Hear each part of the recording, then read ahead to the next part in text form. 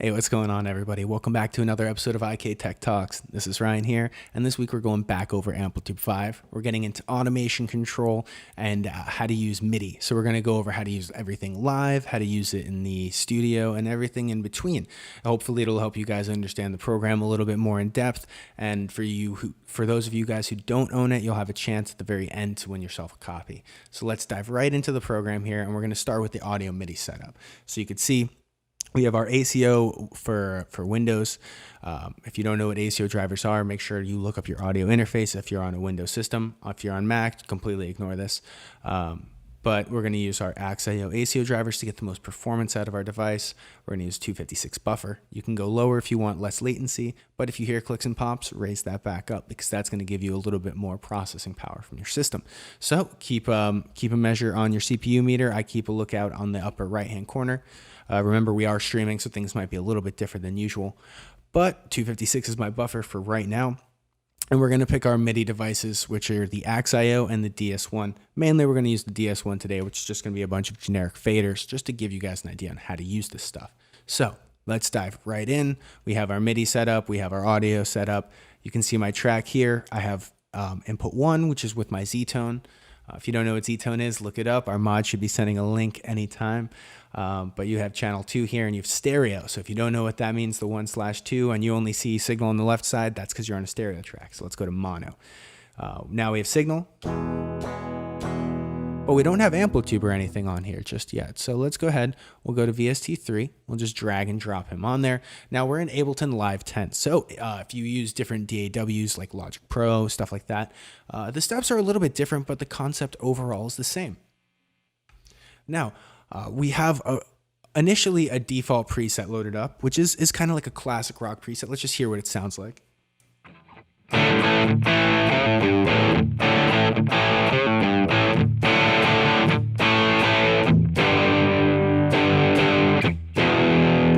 So, nice little classic rock preset, but it's just an amp and a cab, and it would just be the most basic, simple preset that you can get. So let's expand upon this a little bit because I want to show you guys a little bit about AmpliTube 5 before we dive into the MIDI and the automation control. Because if you don't understand the stuff, you didn't watch the last episode, at least you have a little bit of an introduction. And if you watched last week, you're going to get a little bit more on how to get a good clean tone or more of like an effects kind of lead sound. This also works with lead stuff that's more distorted, but feel free to use it in any different way that you want. But I want to give you guys an intro into how I do this stuff. Let's drag the super reverb straight in. That's our first amp.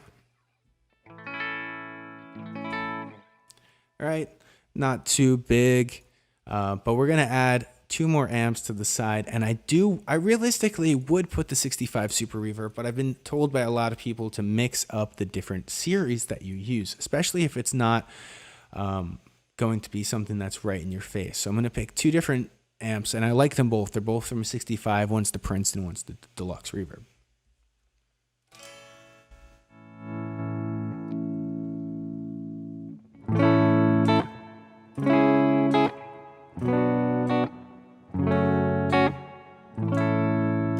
Okay, so you can hear already the difference. Let's go back to single.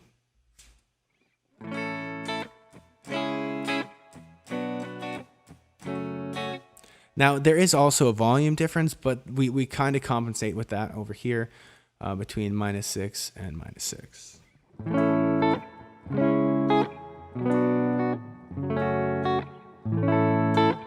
But I kind of already like how big it sounds compared to just that single amp. And if you notice, cab 3 is panned to the left, cab 2 is panned to the right, and that's kind of just a wet, dry, wet kind of setup that this is meant for. So you're supposed to have a clean signal in the middle. And maybe not clean, but unprocessed, more so than the left and the right. So what I would do here, and this is a new feature of AmpliTube 5, you would grab this guy, and instead of putting him in a single mono stomp or throwing him at the end of your chain, I'm going to throw him in the stereo section, so he just goes to amp 2 and 3. So now, I could turn this guy all the way up, but he's just going to amp 2 and 3. Now, it is going to be a little exaggerated, and let's actually turn all of our other reverbs down. If you don't know AmpliTube, you probably don't know how simple it is to just go ahead and scroll through your different sections, turn off your reverbs.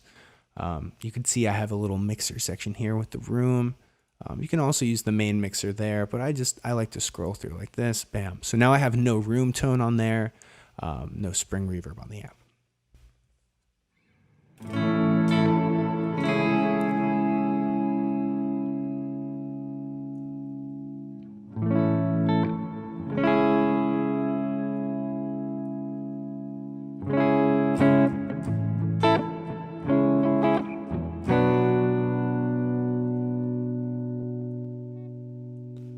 Let's go.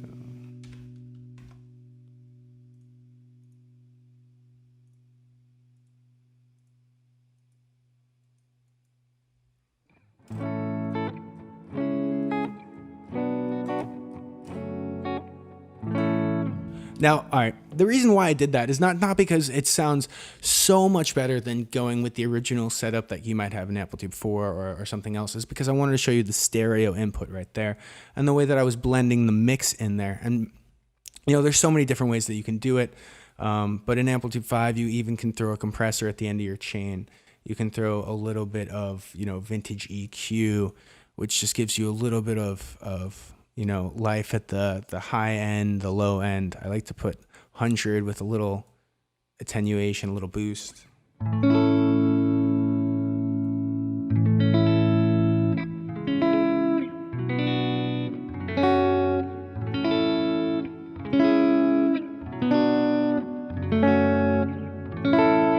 Now, this isn't supposed to be an audio demo video. This is supposed to show you guys how to use this.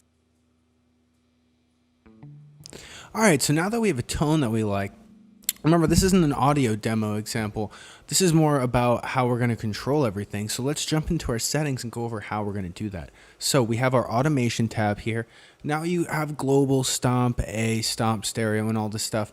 Some stuff you haven't seen in AmpliTube before, like stomp stereo. One of the cool reasons I wanted to show you that is because if you right click and you go to assign automation, let's set it to param 1.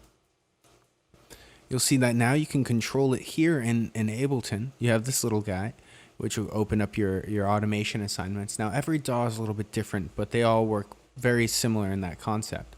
So let's actually delete this guy, and we're going to go to our mix, and we're going to set him to param 1. So let's check that out. It's 0 to 100%. Let's go to our settings, and you'll see that it's actually set there to stomp stereo mix for param 1. And you could do that for all these different things. You can do this for the cab section. The cab section has all of your different mic angles, x-axis, y-axis, all that different stuff. All the stuff that you can't right-click, you can find in here, which is the cab. There's mixer stuff, all this really cool stuff that you can kind of fade in room tones and stuff like that, all with this little page. And you can add, remove these buttons, add. Go up, down between your 16 different parameters because all different DAWs use them differently. Maybe you want to switch them around. But that's automation for you. Super quick. That took 2 seconds to figure out. All you got to do is right click, set it to automation. Let's set it to parameter 2. And you can see this is moving already. Now, if you're in Ableton, say you wanted to switch to this menu, which you can do up here in the upper right. I just did it with tab. You can write in your automation by literally right clicking and showing the automation on the controller you're using, which is really cool because it's super easy to just go and double click and add in a couple of points. Some people like to use the B button. It goes to the draw. There's a button up here in the upper right too, and you can bounce between and kind of draw in your different curves. So that's, say you don't have a controller. That would be the way I would do it. I would probably go automation if I didn't have a controller. Now, if I had a controller, maybe I wanted to control this via MIDI, and you can even just go over here, go to the MIDI map, assign this to, say, the DS1 fader right here, and now I have control over it via MIDI. That easy. You don't even have to overthink it. You don't even have to get into MIDI. That's it. Say you just wanted to get this far into the video, you're done. You already know how to control AmpliTube 5. But let's go a little bit deeper so you guys can know, you guys understand the full concepts here, because it's been around for a little while and there's quite a few things to know. Let's go ahead and delete, or let's leave that there. Let's learn something else. Like we'll go to our rack here. We'll go to our output for the white 2A. I'm going to turn my guitar down just so we don't hear anything. But we're going to go to the settings again, the hamburger button, the upper right. Now preferences, we're going to pretty much ignore. As I discussed in the last video, you can set the tempo source to the preset or the host global, and you can also turn the global bypass for the cabinet on here, which is really cool if you use actual cabinets and stuff, or you use your own IRs, which there is custom IR loaders in here, so you don't need to do that. But if you did, that's all cool with us. Program change in the control section is going to be presets. You can change your presets here. There's also a button to the upper left of the preset folder. It's going to be the same thing, just lets you pick which ones are going to be saved to your different program changes. So if you have the Stomp IO pedals 1 through 4, they're going to be right here until you change the banks, so on and so forth. Preset controls for the Axe IO to turn on a specific MIDI control to open and select your presets. Turn that off if you don't use Axe IO and if you feel it's going to get in your way. Receive channel is pretty important. I normally set that to all, but some people set it to 1. In standalone, remember, you have any now, so all is pretty important. But now the last page we want to get to, and this is where we're going to pretty much wrap everything up, is the control change section.